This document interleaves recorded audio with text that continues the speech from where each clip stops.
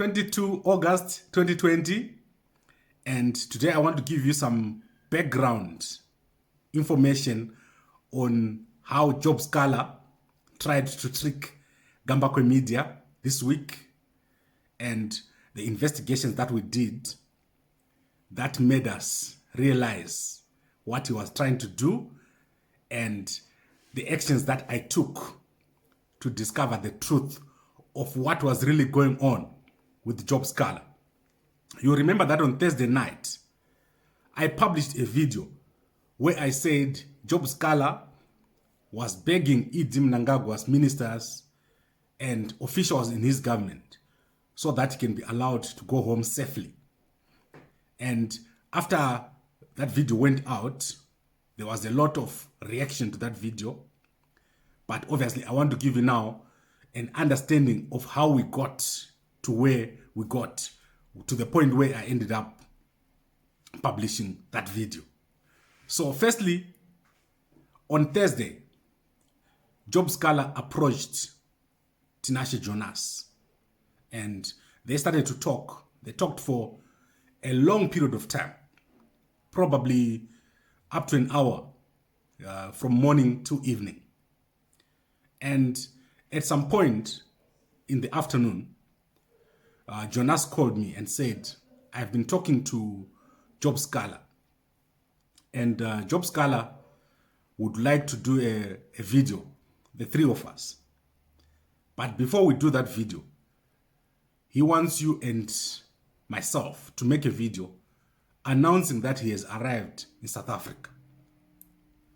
And after we announce on that video, he's then going to, on the next day, probably arrange a one-on-one meeting, or he would arrange a three-way Zoom meeting. Then I said to Jonas, but last week I sent Sikhala a message on his phone in Zimbabwe. It was delivered, but he never responded to me. So why does he suddenly want to have a video with me? And I was very reluctant to have a video with Sikhala because I just didn't feel that it was worth it.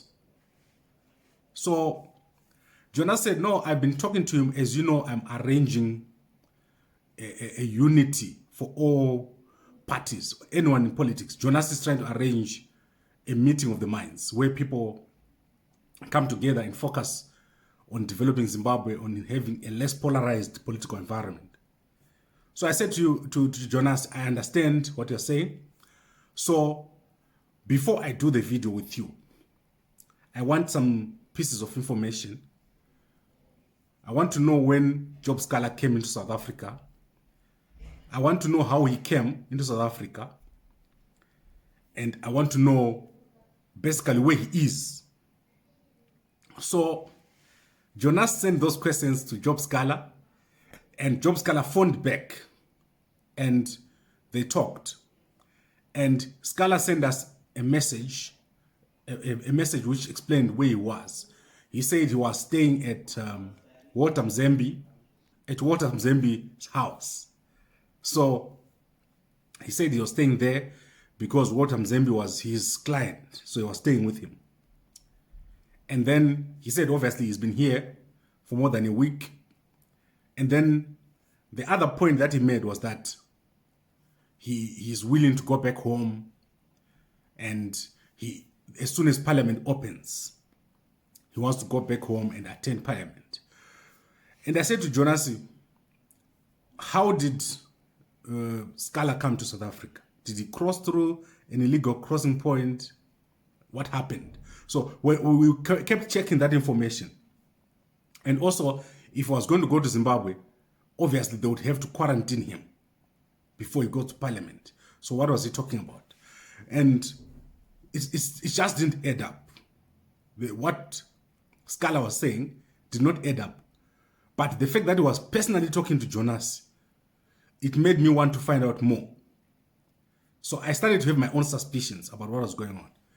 And I started to follow up and check here in South Africa with people that I know, that know people. And everyone said they haven't seen Sikhala. They don't know where he is.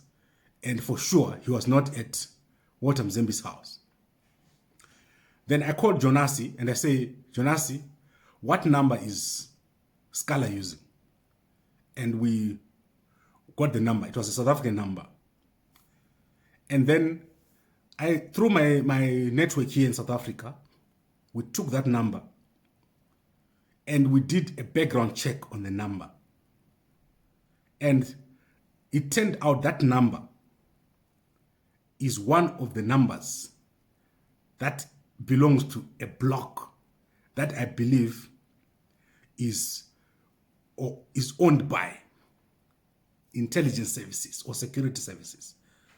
So it was not a number that is a normal number. It was a restricted number. Then I gave that information to Jonas and I said to him, this number that Sikhala is using is a restricted number normally associated with the intelligence services or with high net worth individuals, the individuals that you cannot, their numbers are just not allowed to be checked by anyone. There are certain numbers in South Africa here which are restricted. You can't see their history, you can't see who they belong to, you can't see where they've been to if you don't have high clearance. And this was one of those numbers.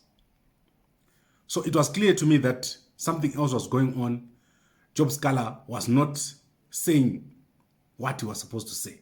He was not telling us the truth. He was giving us false information for some reason. I then called around people who are in the Zimbabwe government and I asked them what is happening with Job Sikhala. And they said, no, he's not here with us. We don't know what is happening. But what we know is that he's trying to get back home. He's trying to negotiate his way back home. So basically, this is where it ended on the Thursday.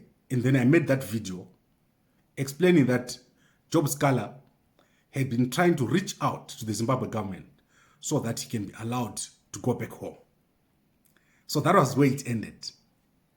The next day, Job Sikhala, after seeing the video, he wrote a message to Jonas and said, you guys are not serious. I'm not even going to work with you because I was trying to sell you a dummy that I was trying to talk to Zambie. That's what he said. He sent that message to Jonas. And that was the last that we heard of Job Sikhala. That afternoon, Job Sikhala was arrested.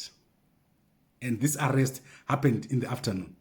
And I said to Jonasi, Zimbabwe Intelligence Services, they rarely arrest you during the day. They wait for you at 3 a.m. in the morning. That is their time of arresting you. If they are looking for you, they are going to arrest you at 3 a.m. or 4 a.m. when you're in deep sleep and you're at your weakest. They know they're going to find you.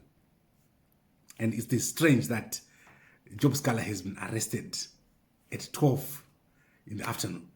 So that was my feeling about the whole thing.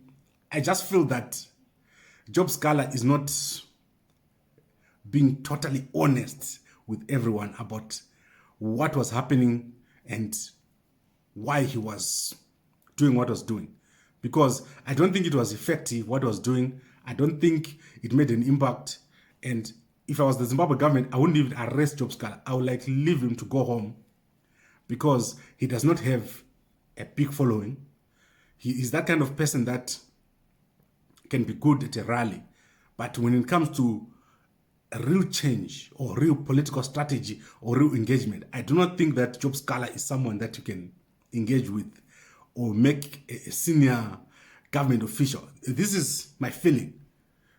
And this is my feeling about many people in the MDC, the youths in the MDC, people like Ostalos, people like Ngadzwore. Those people, they're just noisemakers. And they make a lot of noise on Facebook. But when it comes to real strategy, I don't think they really are worth pursuing. So the kind of bad image that the Zimbabwe government is getting from arresting Job Sikhala is more than just, it's not worth it. The cost benefit doesn't balance. They just have to forget people like this. There will always be people like that in any country.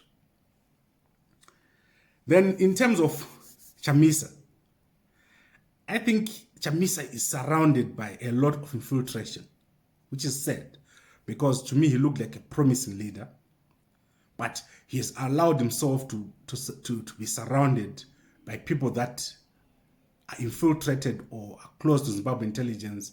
He has allowed himself to not take serious steps, like engaging with other opposition parties, relying on people that tell him that we're going to remove Mnangagwa by force. And yet these people are just noisemakers, and they're just trying to build their own profiles, which is sad. But anyway, I just want to end it here. This is what I wanted to show you, the interactions that we had with Job Sikhala, how he tried to make us publish that he was here in South Africa when he was not, and how he investigated and found out that indeed he was in Zimbabwe, not in South Africa, and why we ended up just revealing that Job Sikhala wanted to go home. That's all he was trying to do. And if I was the Zimbabwe government right now, I would just, on Monday, just say this guy, get him off remand, go home, call all the other guys who are saying they're on the run. We don't want this press that is coming out and saying Zimbabwe government is chasing people or have got people on the run. Announce an amnesty if possible. Let everyone just go home, because these guys are just not serious. And if I was Chamisa, I would start engaging with serious people. I'll start building a proper coalition. Not this thing that he's doing now with these guys who are not really serious politicians. Because 2023 is very close and time is getting wasted. Right, thank you very much for watching.